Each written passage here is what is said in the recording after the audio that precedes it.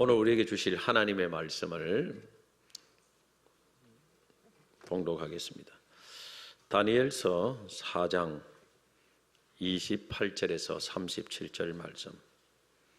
이 모든 일이 다 나 느부갓네살 왕에게 임하였느니라. 12달이 지난 후에 내가 바벨론 왕궁 지붕에서 거닐새 나 왕이 말하여 이르되 이 큰 바벨론은 내가 능력과 건세로 건설하여 나의 도성으로 삼고 이것으로 내 위엄의 영광을 나타낸 것이 아니냐 하셨더니 이 말이 아직도 나 왕의 입에 있을 때에 하늘에서 소리가 내려 이르되 느부갓네살 왕아 내게 말하노니 나라의 왕위가 내게서 떠났느니라. 내가 사람에게서 쫓겨나서 덜짐승과 함께 살면서 소처럼 풀을 먹을 것이요 이와 같이 7대를 지내서 지극히 높으신 이가 사람의 나라를 다스리시며 자기의 뜻대로 그것을 누구에게든지 주시는 줄을 알기까지 이르리라 하더라.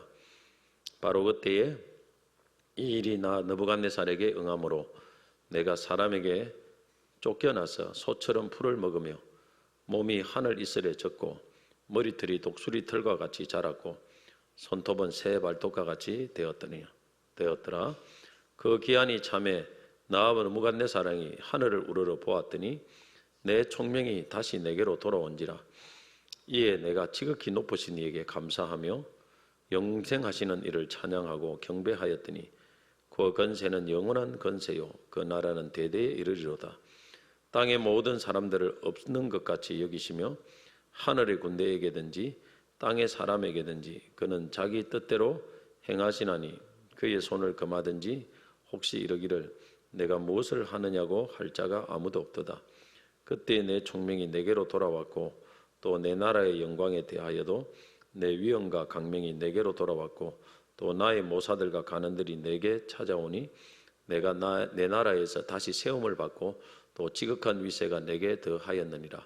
그러므로 지금 나 느부갓네살은 하늘의 왕을 찬양하며 칭송하며 경배하노니 그의 일이 다 진실하고 그의 행하심이 의로우심으로 교만하게 행하는 자를 그가 능히 낮추심이라. 아멘. 지극히 높으신 하나님을 우러러 볼 때 모든 것이 회복된다 라는 제목으로 하나님의 말씀을 전하겠습니다. 우리가 어떤 문제를 만날 때 먼저 원인을 잘 알아야 합니다. 왜냐하면 원인을 알면은 문제에서 벗어날 해결책을 찾을 수 있는 가능성이 매우 높기 때문에 그렇습니다. 어떤 성도 한 분이 계신데 몸에 통증이 있다고 해요. 근데 통증이 온몸을 돌아다닌다. 병원에 가도 원인을 잘 모른다는 겁니다.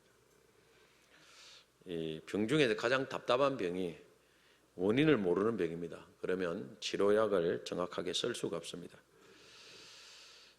그런데 오랜 시간이 지난 후에 어느 병원에서 검사를 했는데 코로나 부작용이다라는 진단이 나왔다고 합니다.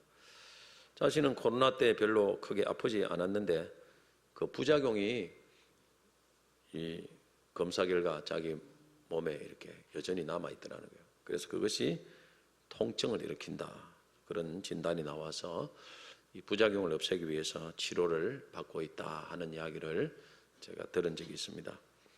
제 자신도 이 두통 때문에 한 달 이상을 고생하다가 이 경추가 주 원인이라는 걸 알게 되고 한의원에서 자세 교정, 침 등으로 치료를 하고 그 후 제가 베개를 3개나 샀습니다. 이 베개가 문제가 있을 거라 생각가지고 베개를 종류를 3개를 사서 목 자세를 또 바르게 교정하기 위해서 노력 중입니다.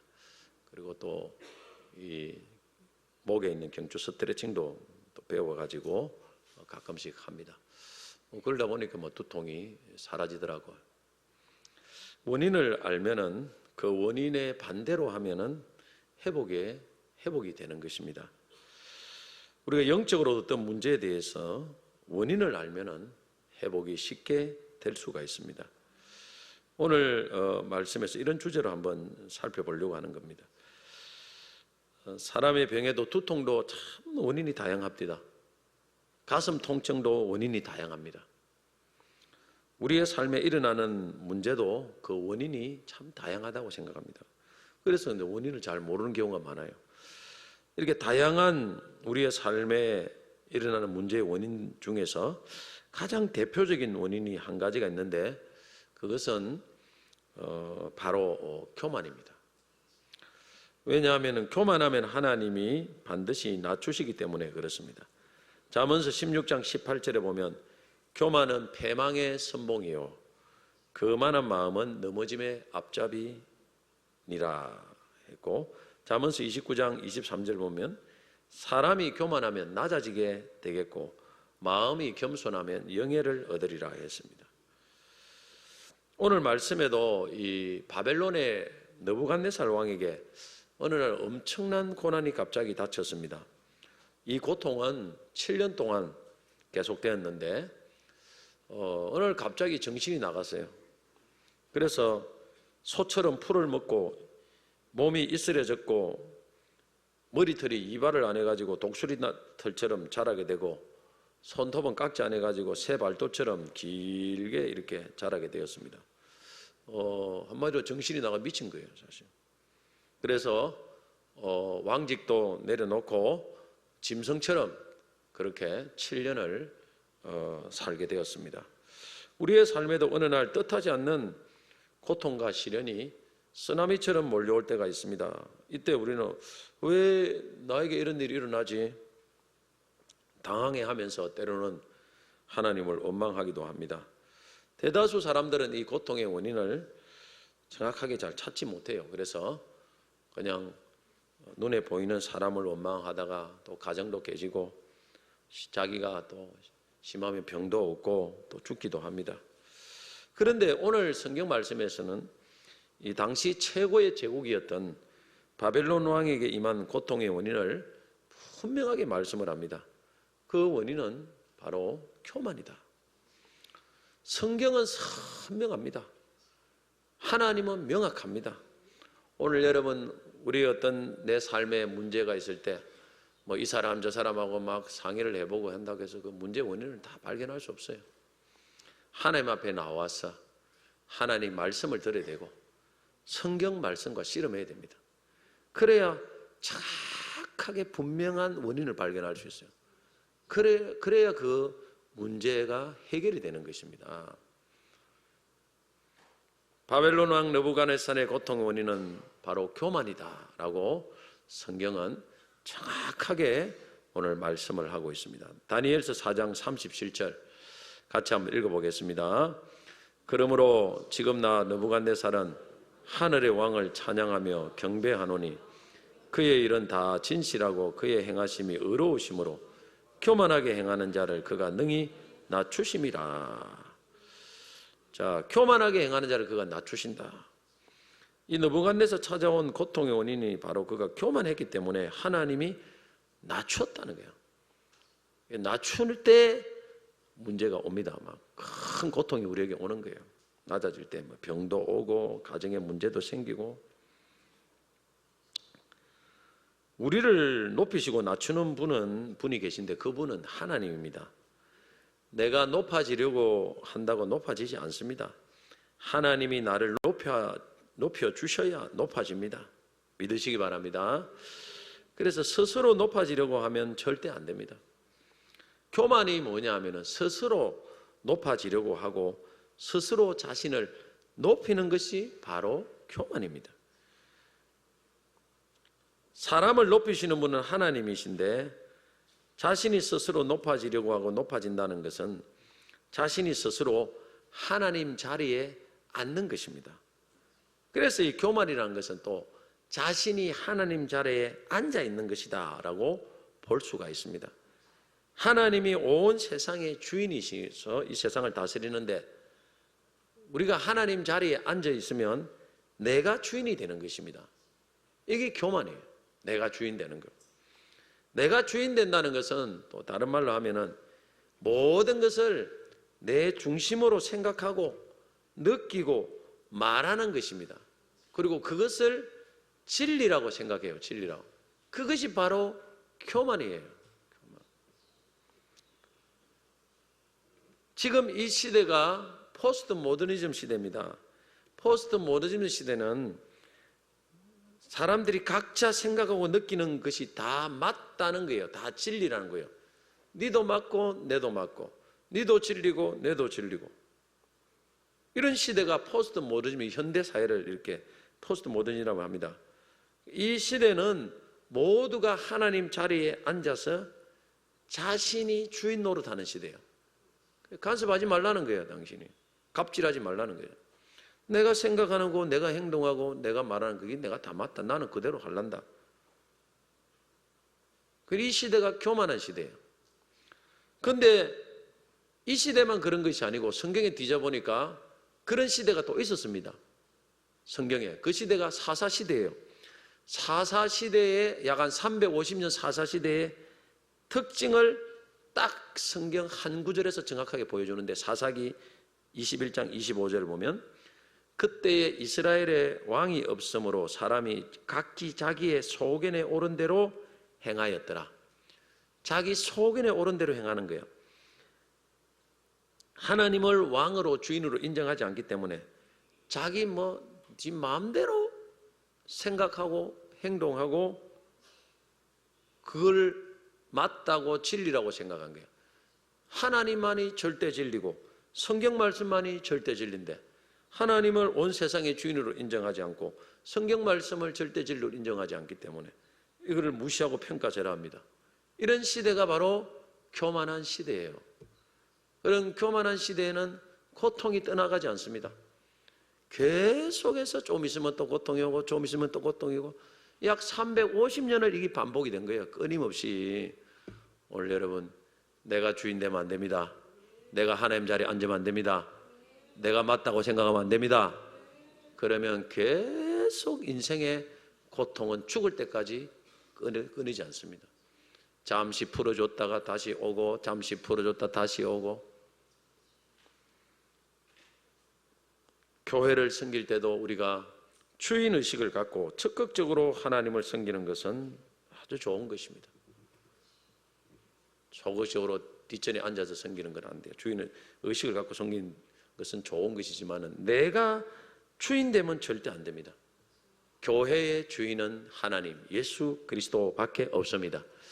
그런데 내가 교회의 개척 멤버고 초창기부터 오랫동안 있었기 때문에 내가 주인 되면은 하나님이 진노합니다.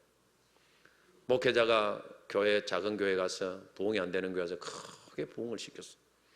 그렇다고 목회자가 주인 되면 안 됩니다. 목사님이 자기가 개척할 때 이것저것 투자해서 온 힘을 다해서 교회를 그래도 하나 세우기 때문에 그래서 내가 교회의 주인 되면 안 됩니다. 그래서 내 마음대로 모든 것을 하면은 절대 하나님이 진노하는 것을 저는 보았습니다. 목회자는 금방 교회를 떠나지만은 성도는 교회에 오래 머뭅니다. 그래서 우리가 주인이다 이렇게 생각하는 분도 가끔 있는데 절대 그것도 건물입니다. 비성경적인 진리입니다. 교회의 주인은 예수 그리스도밖에 없습니다. 누가 오래 있을지는 아무도 몰라요. 하나님이 데려가면 금방 데려갑니다. 목회자도 마찬가지고 여러분도 마찬가지고 절대로 여러분 내가 주인이라는 생각을 가지고 교회를 섬기면 하나님이 극진노한다는 걸 알아야 됩니다. 우리 모두는 청직입니다. 교회가 공동회를 해서 뭐든 결정을 해서 한다고 거기 다 끝나는 게 아니에요. 공동회 해가지고 재산을 처분해서 뭘 어떻게 해요? 주인 대신 예수님이 뜻에 합당해야 돼요. 안 그러면 하나님이 진노를 합니다. 너희들은 주인이 아니다. 내가 주인이다. 하나님에게 꼭 물어보고 하나님 뜻대로 해야 하나님께서 그 교회를 축복하시는 것입니다. 그래서 교회를 섬길 때 교회를 보고 섬기면 안 돼요. 교회를 보고 섬긴다는 건 사람을 보고 섬기는 거예요. 교회의 주인 대신 예수님을 보고 섬겨야 되는 것입니다. 교회만 보고 사람을 보고 섬기면요, 그 사람에게 내가 잘해줬는데 그 사람이 나에게 피드백이 안 오면 섭섭해요. 원망이 일어나는 거예요. 그런데 교회 주인 대신 예수님을 보고 섬기면 그런 게 하나도 없어요. 그게 바로 뭐냐면 참된 섬김입니다. 어려운 사람을 섬길 때도 그 위에 계신 주인 대신 예수님을 보고 어려운 사람 섬겨야 돼요. 또 선교사님, 목회자를 섬길 때도 그 위에 계신 예수님 보고, 주인 대신 예수님 보고 섬겨야 되지, 그 사람 보고 섬기면 거의 다 시험이 옵니다. 왜냐하면 바른 섬김이 아니기 때문에. 내 자녀의 주인도 내가 아닙니다. 하나님입니다. 아멘 좀 해보이소. 돈의 주인도 하나님입니다. 내가 아니에요. 내가 생각하면 안 됩니다. 다 우리는 청직입니다. 주인과 청직이 이 선이 딱 있는데 이 선을 딱 넘으면 절대 안 돼요. 그러면 하나님이 그것을 교만으로 여깁니다. 우리가 다 하나님의 청직입니다. 청직이에요. 저도 청직이에요. 그런데 하나님께서 우리에게 또 설정한 영역이 있어요. 우리는 주인이 아니지만 우리 사람에게 허용한 영역이 있습니다. 영역. 이 사람과 사람 사이에, 직분 사이에 넘지 못할 영역이 있습니다. 그 영역을 뭐라고 하면 질서라고 하는 거예요. 질서. 근데 이걸 딱 넘어도 역시 교만으로 여깁니다. 왜냐하면 하나님이 그걸 설정해 놨기 때문에. 교통에도 질서가 있습니다. 중앙선 넘고 역주행하면 죽습니다. 잘못하면. 이 질서를 아주 중대하게 위반하는 것이죠. 우리가 영적인 영역에도 질서가 있어요. 영적 질서. 이걸 하나님이 세운 거예요. 이 질서를 넘으면 하나님이 즉각적으로 민감하게 반응합니다. 이거 교만이에요. 부모와 자녀 간에 질서가 있습니다. 남편과 아내도 질서가 있습니다. 사장과 직원과도 질서가 있어요. 교회에도 질서가 있습니다. 이 선을 넘으면 안 돼요. 절대. 그러면 질서를 파괴하면 내가 하나님 자리에 있는 것입니다. 그러면 그것을 하나님은 즉각적으로 교만으로 여기신다는 사실을 꼭 기억해야 돼요. 하나님은 질서를 통해서 하나님은 통치를 하십니다. 이 우리의 왕으로서 살아갑니다. 그래서 여러분 질서를 어기면 하나님이 굉장히 진노하시는 경우가 엄청나게 많이 있는 것을 저는 많이 보았습니다. 교만하면 안 돼요. 우리가 하나님 자리에 올라서고 주인이 되면 절대 안 됩니다. 그렇게 사람이 교만해서 하나님 자리에 올라섰을 때 일어나는 현상들이 있습니다. 첫째는 내가 모든 것의 주인이기 때문에 내가 모든 것을 했고 영광도 내가 받는 거예요. 자, 오늘 느부갓네살 왕이 교만해서 하나님의 벌을 받는데 단초가 된 사건이 있었는데 그것은 그가 한 말 때문입니다. 자, 다니엘서 4장 30절 같이 한번 읽어보겠습니다. 나 왕이 말하여 이르되 이 큰 바벨론은 내가 능력과 건세로 건설하여 나의 도성으로 삼고 이것으로 내 위엄의 영광을 나타낸 것이 아니냐 하였더니. 자, 이 말 한마디가 그가 완전히 7년간 미치도록 만든 그런 한마디입니다. 사람이 마음에 가득한 것을 입으로 말한다고 성경은 말하는데 우리의 생각과 마음에 나도 모르게 교만이 싹트고 하나님 자리에 오르고 내가 주인이 되면은 나도 모르게 교만한 말이 나오게 됩니다. 말을 조심해야 돼요. 잠언서 14장 3절에 보면 미련한 자는 교만하여 입으로 매를 자청하고 지혜로운 입술은 자기를 보존하느니라 했습니다. 이 말에 대한 이 하나님의 진노라는 것이 엄청 무서워요. 이 말이 어떤 선을 딱 넣어버리면요 큰일 납니다. 특별히 이 질서, 하나님이 세운 질서를 딱 넣으면 안 돼요. 그러면 하나님이 그 말대로 딱 보고 그렇게 합니다. 엄청 무서운 거예요. 그냥 말을 함부로 뱉으면 안 돼요. 특별히 질서에 관계되는 거 있을 때도 정말 조심해야 됩니다. 하나님이 진노합니다. 하나님을 향해서도 우리가 함부로 말을 뱉어도 안 돼. 그건 당연히 안 되겠죠. 그러나 우리 하나님 주신 이 질서 안에서도 말을 함부로 뱉으면 큰일 납니다. 부모한테도 말을 함부로 뱉으면 안 돼요. 하나님이 질서를 깨는 것이기 때문에. 느부갓네살 왕은 당시 최고의 제국인 큰 바벨론을 내 능력과 건세로 건설했다고 말합니다. 자신의 힘으로 이루었다 이런 말입니다. 그래서 자신의 위엄의 영광을 나타내었다. 자신의 영광을 드러내었습니다. 이것은 자신이 그 바벨론이라는 나라의 주인이라고 생각하기 때문에 당연한 결과예요. 주인은 자신의 힘으로 했다고 해도 되고 영광을 받아도 됩니다. 그런데 주인이 아니라면 그런 말을 하면 안 됩니다. 그것은 교만이에요. 가게 종업원이 가게가 자신 때문에 번창했다고 말하면 주인이 어떻게 생각하겠습니까? 그는 개념 없는 사람이에요. 개념 없는 사람. 사실 느부갓네살 왕은 당시 초강대국으로 나라들을 정복하고 그 민족을 다른 나라 민족을 포로로 잡아왔으니까 자신을 최고라고 생각할 수 있지 않겠습니까? 그 당시 이 고대 사회에서의 전쟁은 나라와 나라와의 싸움도 있지만은 그 신들 간의 전쟁이라는 의식이 많았어요. 그래서 자기 나라와 자기 신이 그 이스라엘 유다의 신을 이겼다고 생각하는 거예요. 그러면 그 이스라엘 나라의 유다의 신인 하나님을 얼마나 하찮게 우습게 얘기했습니까? 그는 자기들이 포로로 잡혀온 그 유다 민족의 신이 온 세상의 주인인 것을 몰랐던 것입니다. 그래서 하나님께서 진짜 세상의 주인이 누군지를 이 강대국의 왕의 손을 봄으로써 이 사건을 만들면서 가르쳐 주는 거예요. 내가 우습게 보이나? 우리 민족은 내가 나를 섬기는 민족이 포로로 네가 잡아갔다고 해서 내가 나를 우습게 보느냐?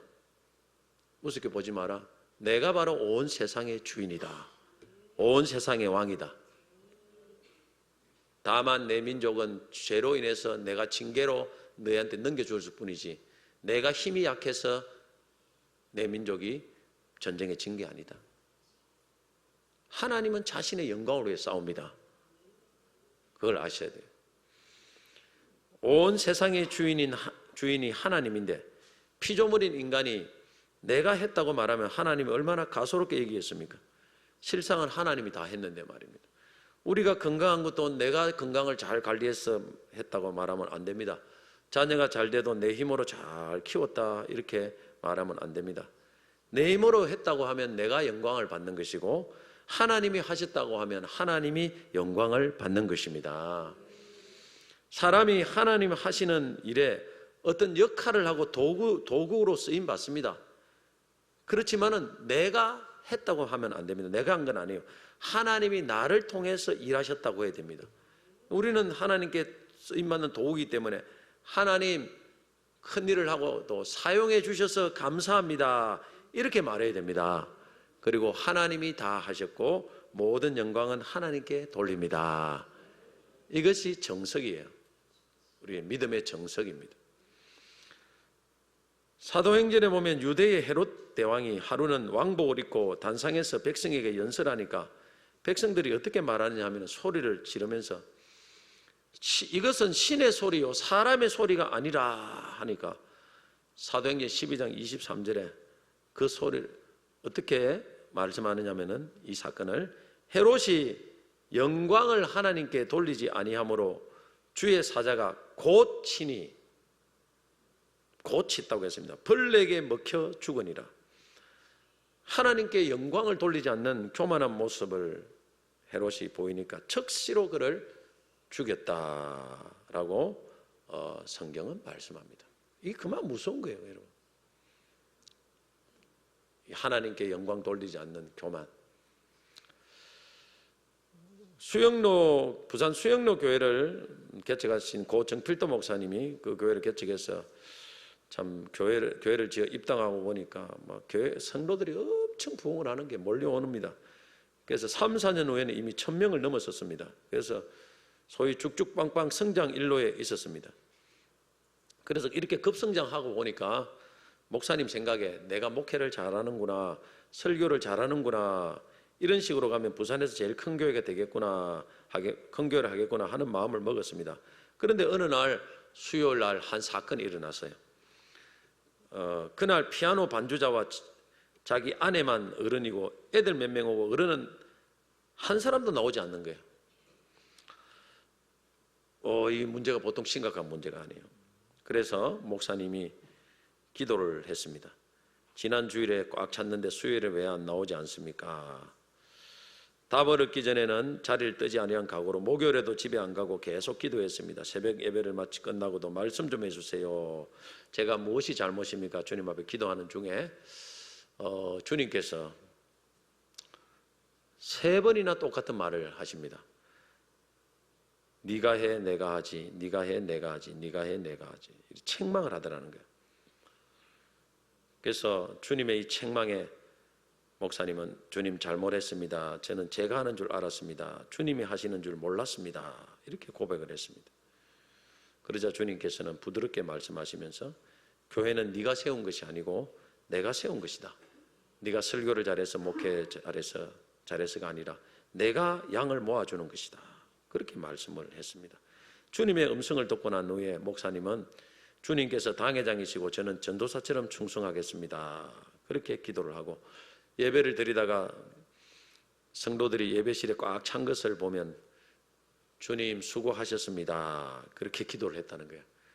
그렇게 목회를 했다고 합니다. 그 후 목사님은 주님이 많이 모아주시면 대교회가 되고 조금 모아주시면 작은 교회, 흩어버리면 없어진다라는 교회론을 갖게 되었다고 했습니다. 오늘 여러분 가정도 마찬가지입니다. 주님이 복 주시면 복 있는 가정 되고 주님이 복을 그다 가시면 쪽박난 쪽박 차는 가정이 되는 거고 물질도 주님이 주시면 부자가 되는 것이고 주님이 그다 가시면 가난뱅이가 되는 것입니다. 모든 것은 주님의 손에 달려 있습니다. 절대 내 힘 내가 했다 영광 여러분 조심해야 됩니다. 내가 하는 것은 아무것도 없습니다.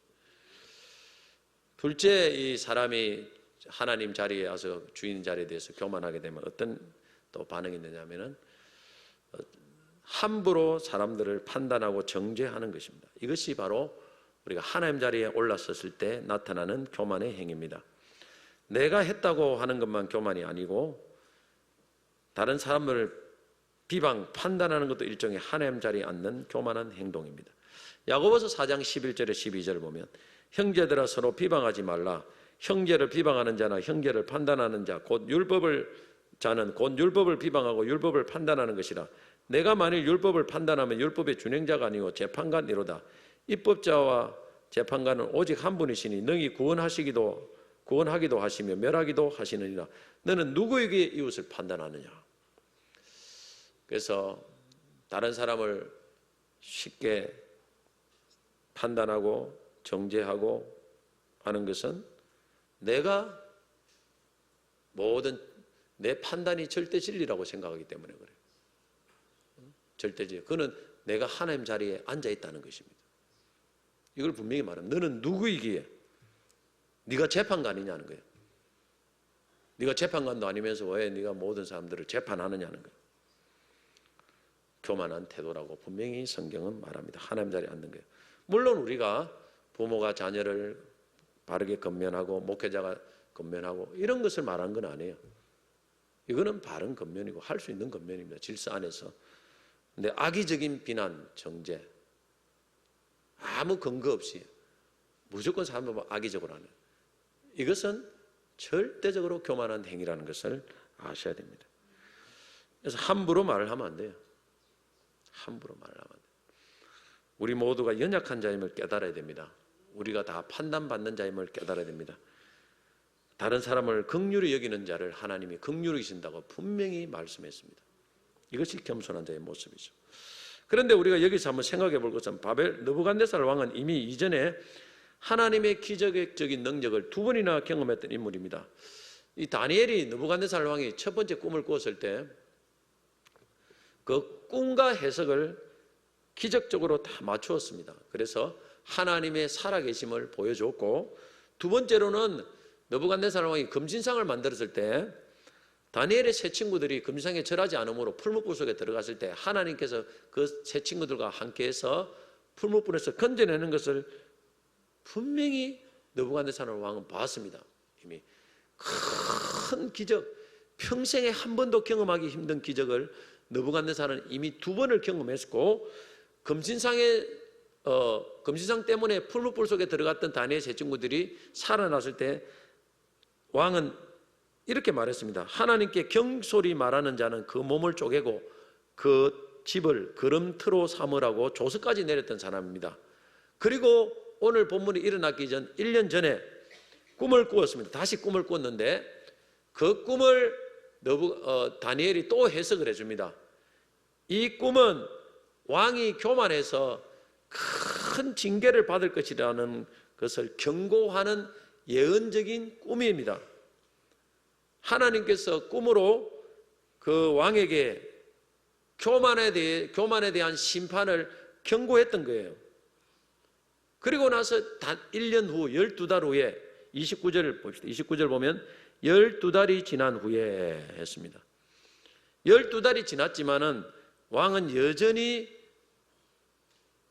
교만한 태도를 버리지 못하고 여전히 하나님 자리에 앉아서 교만한 말을 뱉다가 그만 7년간의 큰 고통으로 떨어지고 말았습니다.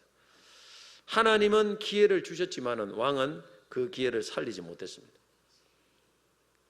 오늘 우리가 하나님이 기회를 주실 때 겸손해야 됩니다. 이런 걸 보면은 사람이 참 성품이나 태도가 쉽게 변하지 않는 것을 봅니다. 설교를 아무리 잘하고 많이 들어도 변하지 않는 이유가 여기 있는 거예요. 인간의 재성의 뿌리가 얼마나 깊은지 모릅니다. 이스라엘 백성들이 광야에서 수많은 하나님의 기적을 봤습니다. 불기둥, 구름기둥, 만나, 메추라기, 반석에서 물 나오는 거, 이거 뭐 평생 한번 보기도 힘든 기적을 수없이 많이 봤고, 또 모세를 통해서 하나님의 말씀을 얼마나 많이 들었음에도 불구하고 그들은 여전히 삶이 변화되지 않고 불평, 원망하고 불신하는 형태를 보이다가 결국 광야에서 엄청난 징계를 받았지 않습니까? 그래서 우리는 늘 기도해야 됩니다. 성령님 도와달라고. 내가 말씀을 들을 때 주님께서 내게 뭔가를 보여주실 때 깨닫고 겸손하게 해주시고 회개해 달라고, 회개할 수 있는 은혜를 달라고 간절히 기도하시기 바랍니다. 그 기도를 안 하면 안 돼요. 아무리 봐도 안 되는데. 그래서 느부갓네살 왕의 교만에 대해서 이제 하나님의 징계가 시작됩니다. 이 징계가 어떻게 시작됩니까? 우선은 즉각적으로 시행이 됩니다. 즉각적으로. 자, 오늘 다니엘서 4장 31절 봅니다. 같이 한번 읽어보겠습니다. 이 말이 아직도 나 왕의 입에 있을 때에 하늘에서 소리가 내려 이르되 느부갓네살 왕아 내게 말하노니 나라의 왕위가 내게서 떠났느니라. 자, 왕의 이 교만한 말 한마디가 아직 입에서 다 나오지도 않을 때에 하늘에서 심판이 선포됩니다. 무슨 말입니까? 정말 하나님이 즉각적으로 심판했다는 거예요. 말이 아직 다 끝나기도 전에 하나님이 심판이 시작됐다는 것입니다.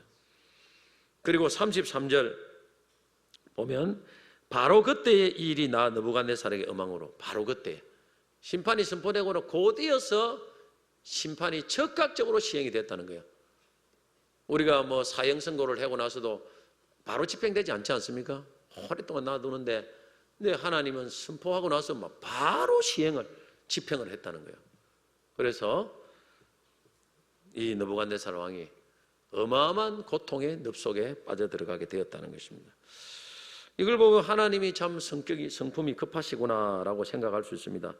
그러나 하나님이 이미 1년 전에 느부갓네살 왕의 교만에 대해서 심판을 경고했습니다. 그리고 1년을 기다리고 참아주었습니다.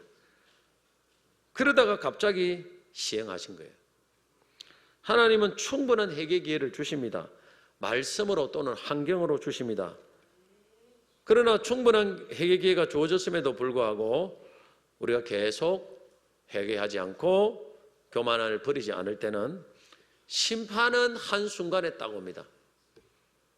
사형을 선포하고 나서 집행할 때 어느 당일날 바로 이야기를 한답니다. 그날 바로 떠오는 거예요. 예고 없습니다. 예고 없이 번개처럼 임합니다. 번개처럼. 그래서 우리가 지금 괜찮으니까 내일 괜찮겠지 이런 생각은 아주 어리석은 생각입니다. 어느 날 갑자기 와. 어느 날 갑자기. 확 무너져 버린 거예요. 그냥 하루아침에 끝나버립니다. 제가 목회를 하면서도 가끔 이런 분들을 봅니다. 어떤 분은 개인적으로 몇 번이나 분명히 말씀을 전했습니다. 그리고 이미 하나님이 뭔가를 하기 전에는 벌써 마음이 와요. 이렇게 뭐 이상한 찜찜하다. 뭔가가 좀 찜찜하다. 하여튼 그 사람을 보면 뭔가가 아닌데 이런 벌써 와요. 내 마음속에. 그게 벌써 오랫동안 와요. 그러다가 하나님이 집행이 된대. 한순간에 확 무너지더라고요. 어느 분은 내가 미리 여러 차례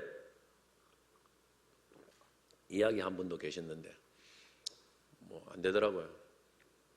그래 뭐 바로 집행이 되고 너무너무 오랫동안 고통을 겪고 또 어떤 분은 뭐 이야기를 못 해요. 그냥 마음이 찜찜 계속 있는데 감동을 주는데 그러면 좀 더 이야기를 세게 할 걸 하고 또 후회하는 경우도 있어요. 그래서 절대 하나님은 우리에게 뭔가를 징계를 주기 전에 기회를 충분히 주십니다. 너무 많은 기회를 주셔요. 우리가 이 기회를 놓치면 안 됩니다. 아직 기회가 있을 때 하나님 앞에 겸손히 낮추면 하나님께서 은혜도 주십니다.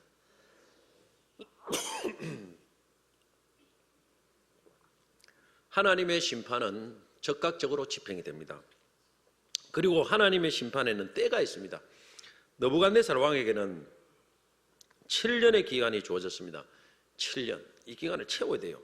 그러니까 이 하나님이 어떤 징계를 주실 때 딱 채워지기 전에는 아무리 발버둥 쳐도 회복이 안 돼요. 그리고 기간이 있다는 것은 이 심판이 영원하지는 않아요. 하나님이 다시 회복시키는 때가 있다는 것입니다. 그러나 우리가 죽어서 하나님 앞에 갔을 때는 최후의 심판이 있습니다. 그때는 기회가 없어요. 그거는 영원한 심판입니다. 그래서 우리가 이 땅에 살아갈 때 가장 염두에 두는 것은 최후의 심판을 염두에 둬야 됩니다. 그래서 이 땅에 하나님 앞에 우리의 죄를 회개하고 예수 그리스도를 진심으로 나의 구원자와 나의 주님으로 믿고 그분을 따라가는 그 삶을 살아야 됩니다. 그럴 때 영원한 심판을 면제받고 지옥 불못에 던져지지 않을 수 있습니다. 요한복음 5장 24절 보면 내가 진실로 너희에게 이르노니 내 말을 듣고 또 나 보내신 이를 믿는 자는 영생을 얻고 심판에 이르지 아니하느니 사망에서 생명으로 옮겼느니라. 이렇게 말씀을 하고 있습니다. 자, 그러면 이제 하나님은 이 땅에서 심판으로 끝나지 않고 회복을 주시는 분입니다. 기간이 있어요. 심판의 기간이 있는데 회복을 주시는데 그럼 언제 그리고 어떻게 할 때 하나님이 우리에게 회복을 주실까라는 것을 마지막으로 한번 살펴보려고 합니다. 자, 34절 한번 같이 읽겠습니다. 34절은 중요한 오늘 본문입니다. 다니엘서 4장 34절 시작. 그 기한이 참에 나 느부갓네살이 하늘을 우러러 보았더니 내 총명이 다시 내게로 돌아온지라. 이에 내가 지극히 높으신 이에게 감사하며 영생하신 이를 찬양하고 경배하였나니 그 건세는 영원한 건세요 그 나라는 대대에 이르리로다. 자, 왕이 교만해서 주인 행세하고 하나님 자리에 올라갔을 때 심판받아 낮아졌는데 회복이 언제 일어났냐면 일단 그 기한이 참에 심판의 때가 차야 돼요. 차고 그 다음에 중요한 게 있습니다. 느부갓네살이 하늘을 우러러 보았더니 내 총명이 다시 내게로 돌아온지라. 이 하늘을 우러러 본다는 말을 참 우리가 유심히 봐야 됩니다. 하늘을 우러러 보았더니 회복의 역사가 일어나더라. 이걸 꼭 기억해야 돼요. 하늘을 우러러 봐야 돼요. 하늘을 우러러 본다는 것은 하나님을 우러러 본다는 말입니다. 이 말은 무슨 뜻이냐?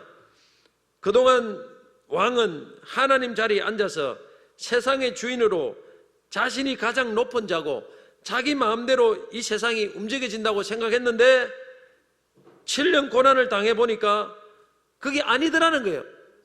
아, 내 뜻대로 되는 게 아무것도 없구나. 그 생각이 깨어지고 내 위에 모든 것을 다스리는 하나님이 계시는구나. 그 풀무불 속에서 건져내는 하나님이 내 위에 계시는구나. 내 꿈을 해석하고 알아맞히는 미리 일하기 전에 말씀하시는 그 하나님이 계시는구나. 이제 내가 그분을 의지해야 되겠구나. 그분의 도움을 구해야 되겠구나. 바로 그것이 하늘을 우러러 본다는 겁니다. 이게 바로 뭐냐면 겸손이에요. 교만의 반대 겸손. 교만은 내가 하나님 자리에서 밑을 자꾸 쳐다보는 거예요. 그냥 내가 최고다. 그런데 겸손은 반대예요. 하늘을 쳐다보요. 고개를 들어 하늘을 보고 나는 한참 하나님과 한참 아래 있구나. 나는 아무것도 아니구나. 그래서 하나님만 바라다. 이것이 바로 겸손이에요. 교만한 사람은 하나님을 절대 바라보지 않습니다. 자기 밑에 사람만 바라봅니다. 하나님이 없어요. 그래서 잘하면 자신이 했다고 생각하고 못하면 다른 사람들 비판하고 정죄합니다. 그러나 하나님을 바라보면 잘해도 하나님의 은혜라고 생각하고 하나님께 영광 돌리고 또 하나님을 바라보고 하나님 관점으로 바라보면 많은 사람들이 부족한 사람들을 용서하고 긍휼히 여길 수 있습니다. 그것이 바로 겸손한 사람의 모습입니다.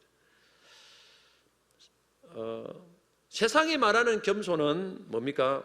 자기를 좀 드러내지 않는 거예요. 아이고 내가 부족합니다. 그리고 오늘 이렇게 된 것은 내 주변에 있는 많은 분들이 참 도움이 있은 것 같습니다. 이게 인간의 겸손이에요. 그러면 겸손하다고 생각해요.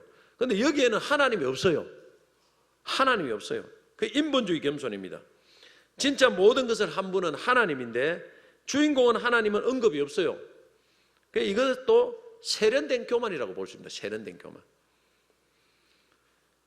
시편 14편 1절에 보면 어리석은 자는 그의 마음에 이르기를 하나님이 없다 하는도다. 그들은 부패하고 그 행실은 가증하니 선을 행하는 자가 없도다. 어리석은 자, 악인, 교만한 자 다 같은 말입니다. 이런 사람이 하나님이 없어요. 결코 겸손할 수 없습니다. 사랑을 말하는데 하나님이 없고 겸손을 말하는데 하나님이 없고 다른 걸 말하는데 하나님이 없어요. 주의해야 돼요. 이런 분들 주의해야 됩니다. 굉장히 주의해야 돼요. 그분들 실상을 알아야 돼요. 어려운 사람 돕자고 하는 데 보면 하나님이 없어요. 나중에 보면 본색이 드러납니다. 겸손은 하나님을 우러러보는 것입니다. 하나님을 두려워하는 것입니다. 하나님만을 경외하는 것입니다. 하나님만을 의지하는 것입니다. 하나님의 관점에서 모든 것을 보는 것입니다. 그러면 자랑할 것도 없고 오직 하나님만 자랑하고, 그리고 하나님만 자랑하는 것이 하나님께 감사, 찬양, 경배, 영광 돌리는 것으로 나타납니다. 이것이 바로 하나님을 자랑하는 거예요. 이것이 겸손한 자의 모습이죠. 오늘 느부갓네살 왕이 하나님 우르르 보고 나서 총명이 다시 회복됩니다. 이어 34절에 보면 이에 내가 지극히 높으신 이에게 감사하며 영생하신 이를 찬양하고 경배하였나니, 하나님께 감사하고 찬양하지요. 37절에 보면 그러므로 지금 나 느부갓네살은 하늘의 왕을 찬양하며 칭송하며 경배하노니 그의 일은 다 진실하고, 이렇게 했습니다. 하나님을 찬양하고 경배합니다. 이게 겸손이에요. 하나님께 감사하고 하나님께 찬양하고 경배한다고 예배한다는 건 뭡니까? 모든 것은 하나님이 하셨다, 이런 의미입니다. 느부갓네살 왕은 처음에는 내 능력과 내 권세로 내가 이 바벨론을 건설했다 했는데 이 교만이었죠. 내가 했다. 그런데 이제는 하나님께 찬양하고 경배합니다. 감사합니다. 이거는 하나님이 다 하셨습니다. 그런 의미입니다. 그래서 우리가 어떤 상황에서도 찬양하고 하나님께 찬양하고 감사하고 예배해야 됩니다. 이것이 가장 겸손한 삶입니다. 고통 중에 하나님 앞에 찾고 예배하고 감사하고 찬양하면 고통이 회복되고, 고통에서 회복되고, 형통한 중에 하나님께 감사하고 찬양하고 영광 돌리면 형통이 연장됩니다. 길어집니다. 왜냐하면 겸손하기 때문에. 하나님이 굳이 낮출 필요가 없어요. 오늘 여러분 내 삶이 풀리지 않는 문제, 내 앞날에 하나님 뜻을 알기 원하는데 알 수 없는 고난이 닥쳐올 때 하나님 앞에 나아가 먼저 하늘을 우러러 보시고 하나님을 의지하고 하나님께 찬송하고 하나님께 감사해 보시기를 바랍니다. 문제만 해결하려고 하지 마세요. 그렇게 하나님을 우러러 보면 총명이 돌아옵니다. 총명이 돌아오면 이상하게 하나님의 뜻이 깨달아지고 문제가 풀어지는 역사가 일어나는 거예요. 요즘은 스마트폰을 많이 봅니다. 그리고 노트북을 많이 봐요. 고개를 항상 숙여요. 그럼 목에 경추, 목 디스크가 옵니다. 그래서 고개를 하늘로 쳐다들어요. 쳐다들고 또 손을 이렇게 딱 10초만 하면 목이 시원합니다. 반대로 해야 돼요. 모든 문제는 고개를 쳐박는 데 있는 거예요. 고개를 쳐박고 돈만 바라보고 세상 바라보고 맨날 쳐박고 있으니까 항상 이 영적인 고통이 끊이지 않고 고개만 들면 살아납니다. 고개 들어 하늘을 보면은 다 치료가 돼요. 하나님만 바라면 어지간한 건 다 치료가 됩니다. 사무엘 메들리라는 분이 있는데 1759년 영국 해군으로 프랑스군의 전투 중에 심한 부상을 당한 채 침몰하는 배와 함께 바닷속에 빠졌지만 극적으로 구조되어 병원선으로 옮겨졌습니다. 부상이 너무 심해서 의사는 수족을 절단해야 된다고 했습니다. 수족을 절단하기 전날 밤 지나간 과거를 회상해 보니까 좋은 가정에서 태어나 신앙심 깊은 부모님으로부터 사랑과 교육을 받았고 자랐으나 청소년 시절에 가정 뛰쳐나와 방탕한 생활에 빠짐으로 몸과 영혼이 더럽히며 죄와 함께 살아갔던 지난날의 자신의 삶이 너무나 후회스러웠습니다. 이제 수족이 잘린 병신으로 일생을 살아갈 생각하니 슬퍼서 하염없이 눈물이 흘렸습니다. 그러다가 참으로 오랜만에 하나님의 이름을 부르면서 기도를 시작했습니다. 주여 저를 불쌍히 여겨소서. 그 내용을 밤새도록 했는 거예요. 회개하면서. 그 다음날 수술대에 올라 수족을 잘라야 되는 수술을 하는데 놀라운 일이 일어났습니다. 어제까지만 해도 이 수족을 잘라야 될 그런 심각한 부상이 있었는데 단 하루 만에 하나님이 치료를 해 주셨습니다. 다시 하나님을 바라봤더니 하나님이 기적적인 회복을 주신 것입니다. 그리고 얼마 후에 퇴원해서 고향으로 돌아가서 자신이 체험한 하나님을 전가하기 위해 신학교에 들어가 목사가 되었다고 합니다. 오늘 여러분 하늘을 우러러 하나님을 쳐다보며 오늘 여러분의 인생의 회복이 시작될 줄로 믿습니다. 말씀 맺겠습니다. 우리 인생의 모든 원인 중에 가장 대표적인 원인은 교만입니다. 내가 스스로 높이는 것, 높아지는 것. 그래서 내가 하나님 자리에 앉아 있는 것입니다. 내가 주인 되는 것입니다. 내 생각, 내 감정, 내 행동이 진리라고 생각하고 그걸 따라 행하는 그 자체가 바로 내가 하나님 자리에 앉아 있는 교만입니다. 오늘 여러분 교만하면 하나님이 반드시 낮추는 역사가 있습니다. 하나님께서 말씀으로 경고하시고 또 우리의 삶 가운데 정황 가운데 하나님이 메시지를 던지서 오늘 우리를 계속 그 자리에서 벗어나도록 합니다. 기회를 줄 때 여러분 철저하게 하나님 자리를 내려놓고 우리는 청지기의 자리에 올라서 내려와서 다시 하나님을 우러러 보시기를 바랍니다. 우리가 의지할 분은 하나님밖에 없습니다. 우리가 찬양할 분은 하나님밖에 없습니다. 우리가 경배할 분은 하나님밖에 없습니다. 인생의 생사복을 주관하는 분은 하나님밖에 없습니다. 그리고 하나님이 덜 다하셨다고 하나님께 영광 돌리고 또 하나님만 높이는 그런 삶을 살아가시기를 바랍니다. 그러면 하나님께서 오늘 우리의 삶의 고통 중에도 회복하고 형통 중에 형통을 연장케 하셔서 하나님의 영광을 나타낼 줄로 믿습니다.